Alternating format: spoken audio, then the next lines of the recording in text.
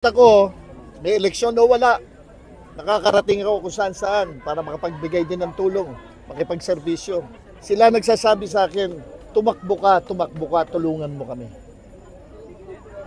Kaya ako nandito ngayon. At isa pa, gusto ko rin talagang makatulong sa peace and order natin. Gusto kong manumbalik yung paniniwala at tiwala ng mga tao, ng mga magulang na pwedeng makauwi ang mga anak nila sa kanilang mga bahay na hindi makikidnap, hindi magagahasa, hindi mapapatay. Nagkalat na naman po sa lansangan ng mga adik. Nagkalat na naman po ang mga drug lords.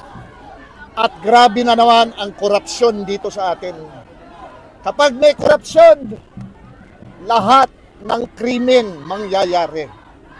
So yan po ang aking tutuunan. Pangalagaan ng peace and order. Ibigay sa akin ng Panginoon sa tulong ng mga tao. Walang pagod ako magtatrabaho para sa ating mga